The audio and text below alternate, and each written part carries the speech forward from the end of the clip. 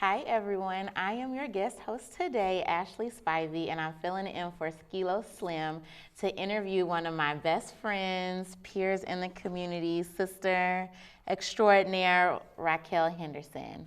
How are you doing, Racquel? Fantastic, Ashley. I'm so honored to be here. Well, we're excited to have you, and I'm excited to be able to interview you and let Omaha just know about all the great things that you are doing. So maybe start out and give a little bit of background about who you are, what you're passionate about, and some of the work that you're doing. I'm Racquel Henderson, as she said. I'm really passionate about the community and uplifting everyone, meeting people where they are and helping them reach their individual goals, whether it's employment, whether it's post-secondary education, whether it's becoming a better parent, just meeting people where they are and helping them reach their goals. Now, I think you being a little modest and you putting on your professional voice because you known as the woman that got the plug on all the jobs, you the employment lady. So talk a little bit more about some of the work that you're doing specifically with workforce development. How do you help people get into jobs that are transforming their lives?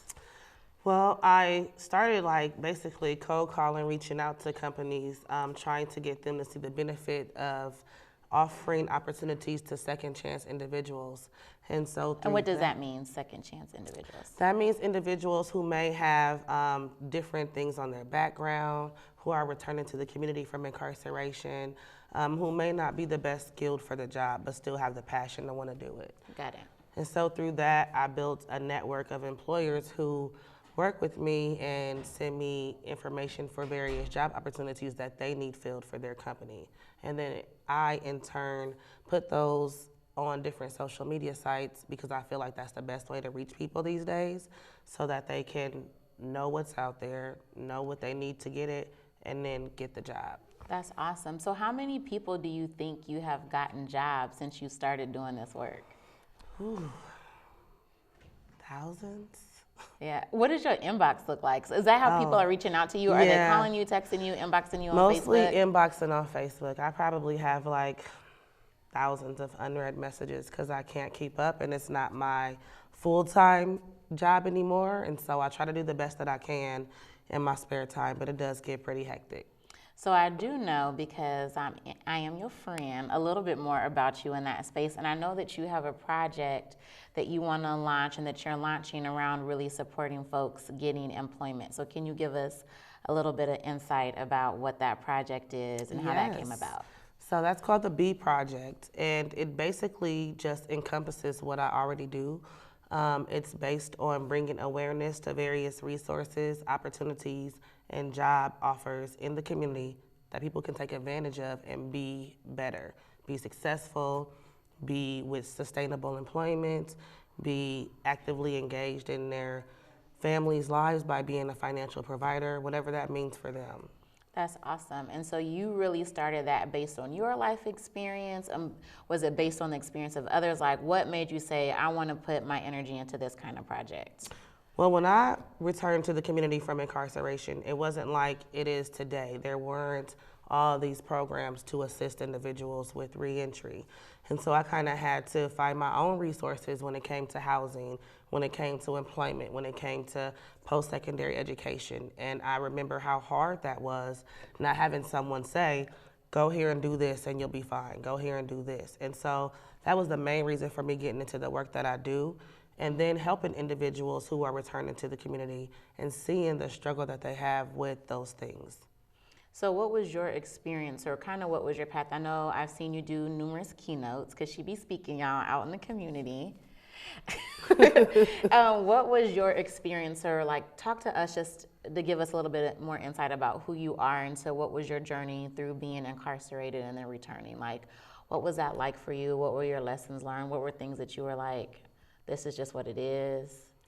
I was pretty much like that about everything. Things happen and we kind of just have to deal with them and move forward. And so I'm really solutions based. That's the approach that I have to my life. There's no point in complaining about it or dwelling on it. Find a solution and move forward. And so that's what I did when I returned to the community. I enrolled in college.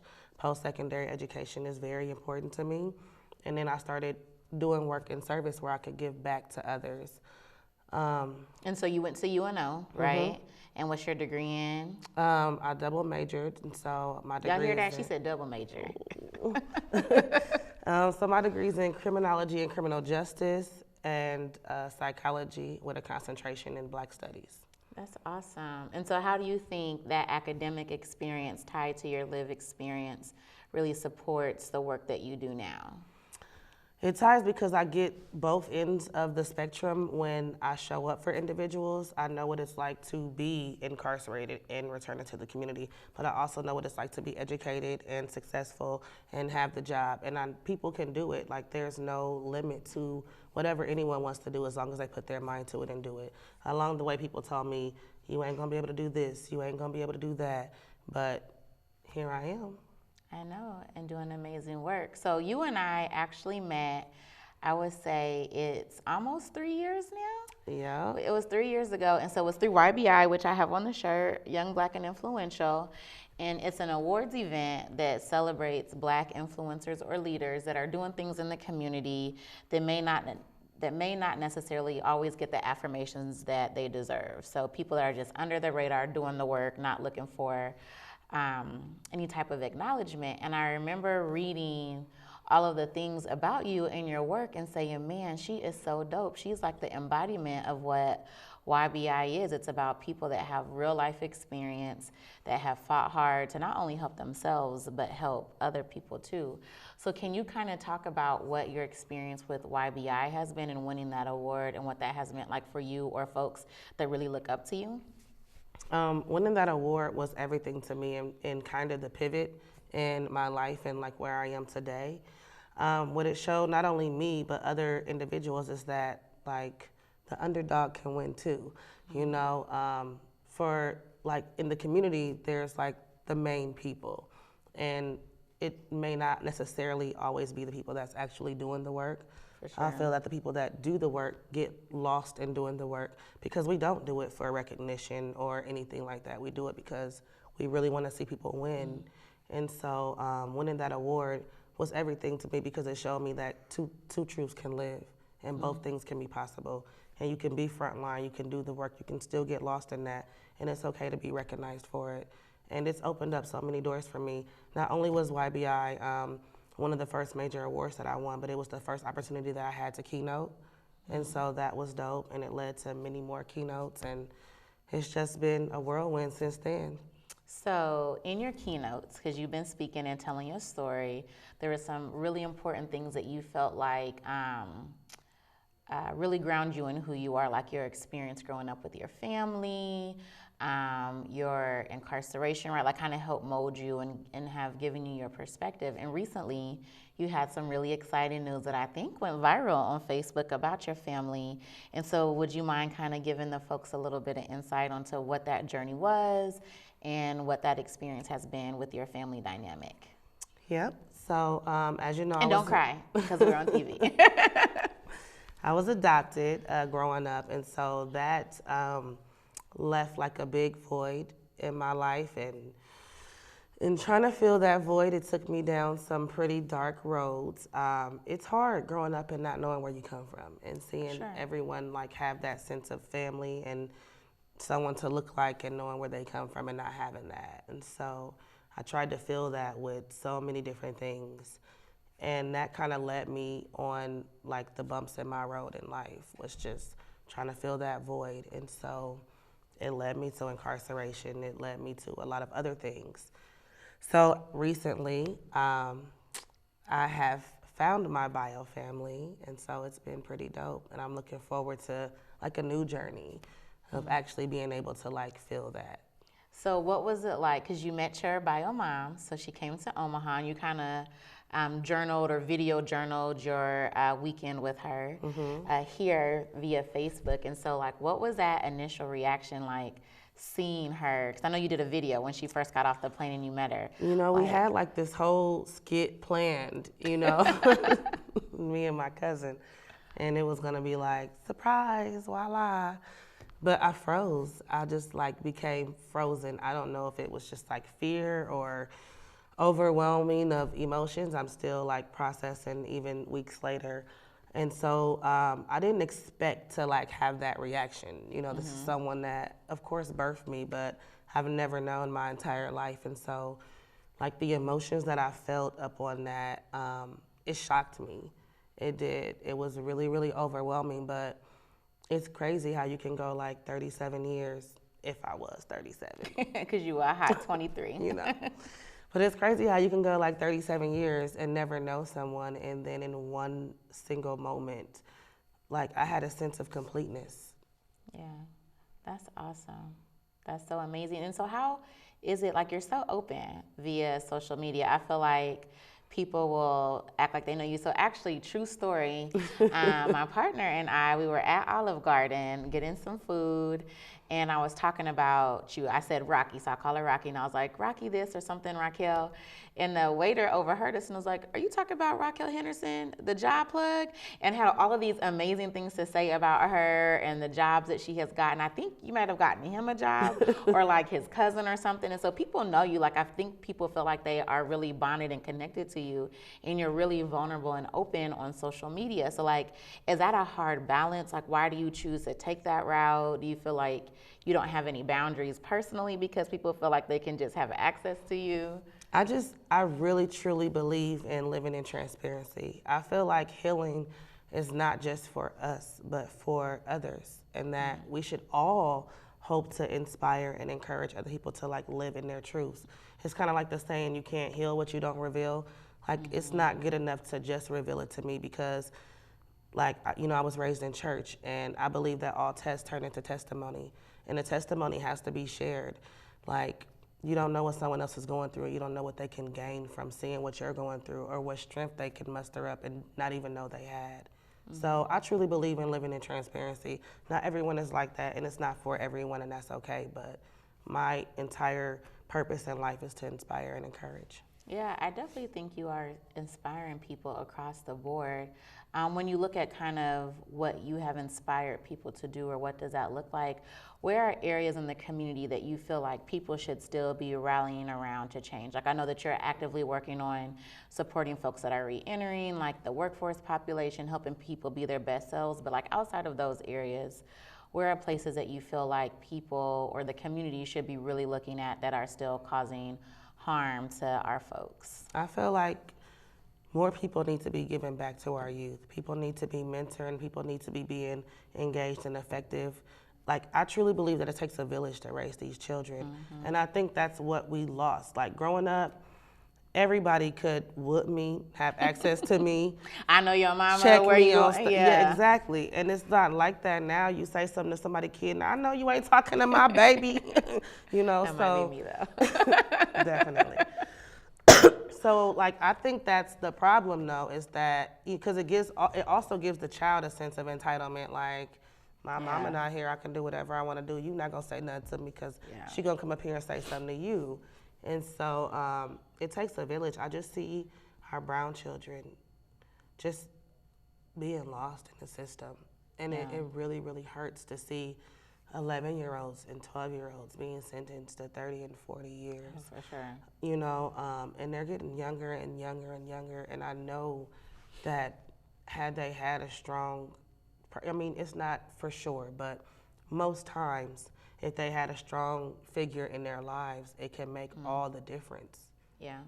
Do you think then people should start with like looking just at the youth? Like, is there a family component? Like, what do you? It's definitely a family component, and that's why reentry is so important, because when our men return to the community and fail, they're not just failing themselves. They're not just going back to prison, but they're failing their children who've been waiting for them to come home. And then when those children fail, they're affecting all the children around them in their schools, in whatever after-school program they go to. People feel so disconnected, like, oh, it doesn't affect me. But it does, because that man's son may be in the class with my son. Right, for sure.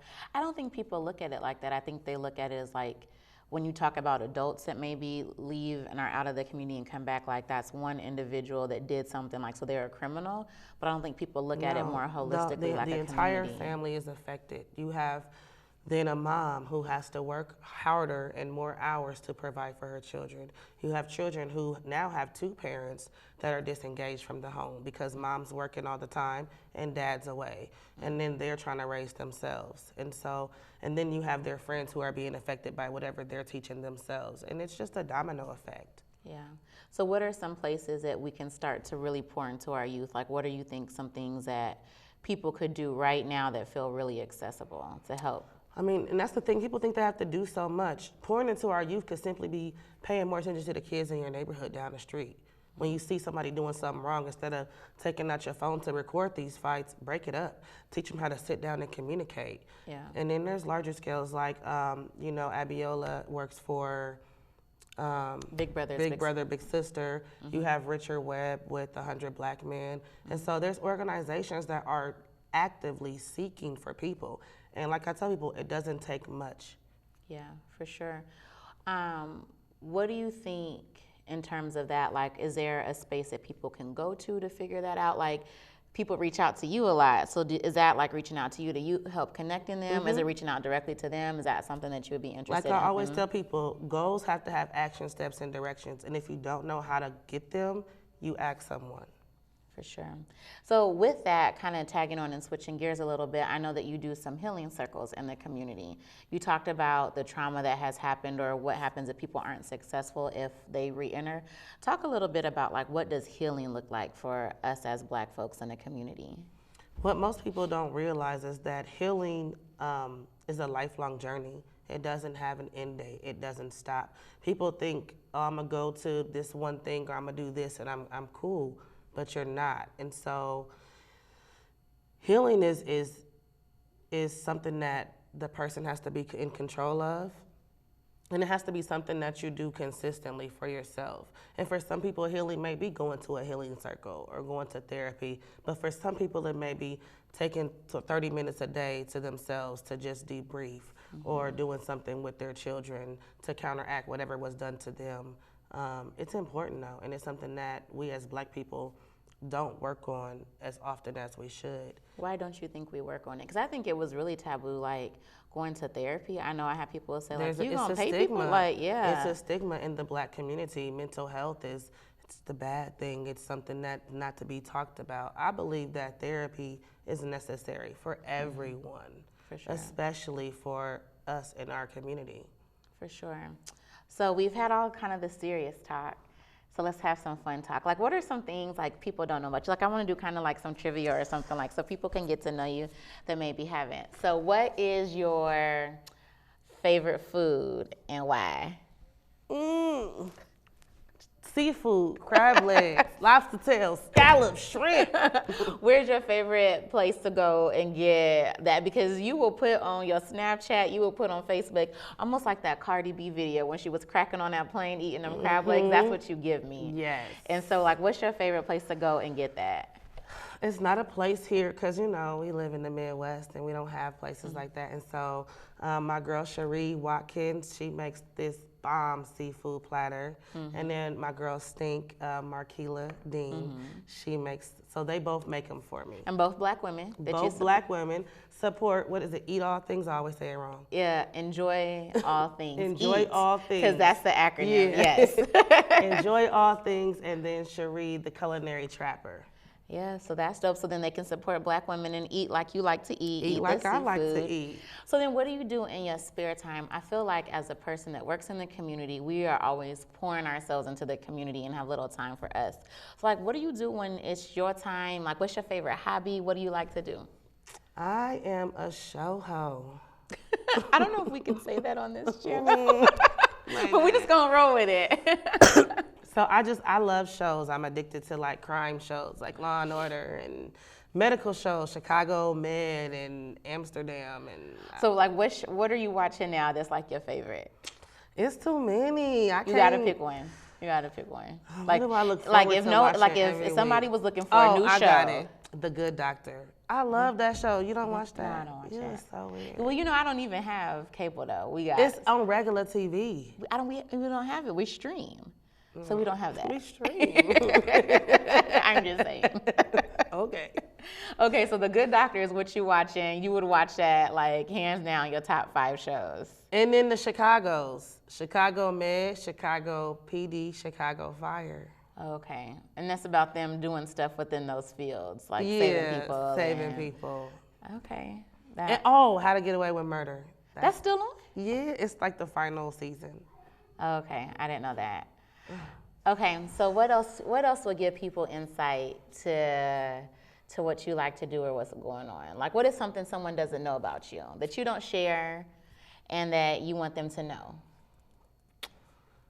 I'm super sensitive. You are. You do cry a lot. I cry a lot. People probably don't know that because I'm always like, because you thugging. You know what I'm saying? But I do. I'm super sensitive. It's like really easy to make me cry. Not just for sad things, but for happy. I cry at movies. I cry at songs. Like, this is so beautiful. Who told you to sing this like this? And I'm funny, but I think everybody know that because you think you're funny. I'm funny is everything. See, and you almost cussed. I gotta say you cuss yourself. You don't think I'm funny? It's contextual, so I think it depends. I don't know. Your Snapchat is funny. So if y'all don't follow her on Snap, if she lets you on her Snap, then you are absolutely funny. But I think in like regular times, you know, you do all right. You got a couple jokes. I'm like, who the funniest person to you? I mean, you're shady. You are a shady funny. Where y'all be like, I got that reading from y'all. Well, you do well. You have excelled at that. Okay, so as we get ready to wrap up, like, what's next for you? Like, what are you hoping to accomplish? What are you thinking about in terms of your work? You have done so much in the community so far and have impacted so many people. We didn't even get a chance to talk about how you do mentoring, some of the other things that you're doing as a contractor in the community. So she is booked and busy and doing lots of work. Yes. But what is next for you? Like, what are you thinking about in terms of like the next year, 2 years? Well, I'm writing a book, and so that's going to be huge. I'm working on building an employment program through Black and Pink, which is a national LGBTQ+ org that works to abolish the prison industrial complex. So I'm excited about that. And then hopefully from there, that can start an employment program. I would love to have like the first employment agency that caters to individuals with background issues. Of course, we would service everyone, but that would be the primary focus. Oh, let's get it. Yeah, that is like my ultimate dream, where individuals can come in regardless of what's on their background, get a resume, get a cover letter, get a letter of explanation, be taught employment skills, and have secure, sustainable employment. For sure, and something that probably doesn't pay like sustainable. Yeah, so like, that I'm talking 13 or more. You know what I'm saying? Yeah, for sure. I don't even post jobs that are under like $12 because it's just not sustainable. Yeah, you can't feed your family. Exactly. People say, oh, they can go get a job anywhere. No one wants to work at McDonald's for $9. It's 2019. Yeah, for sure. You're right. Well, that's exciting. So, and ways to people can get in contact with you. So we know what's on the horizon. So we're going to be looking out for all of these great projects, and people should pour in and support her. Funders, other community advocates, all of that, get behind this work because it's super important. But then how can people connect with you? Do you want them to, your Facebook be popping. You have 5,000 friends, right? I mean, your Snapchat got like 2,000. So how do you want people to contact you, follow you, or engage with you? What is the best way? Probably Facebook. It's definitely the most professional. So it's Racquel Henderson, right? Racquel Henderson on Facebook. You Google, if they Google it or search it in Facebook, it'll come up with your smiling face. It'll come up with me. Okay. Well, thank you, Rocky, for being here. I have enjoyed this. Yeah, I'm super excited that everyone gets to see the beauty that I get to witness every day. And I just want to make sure that I say that I am absolutely humbled to be your friend and to be your sister and to be a partner with you in the community. You have truly touched so many lives. You make me better. You make me think about how I can be a better servant to folks, how I can be a better friend, a better mom, a better partner. So thank you for all that you do and what you pour into people. Omaha is lucky to have you, and I'm definitely lucky to have you. So I love you, sis. I love you. All right, thank you. Bye, y'all. Bye.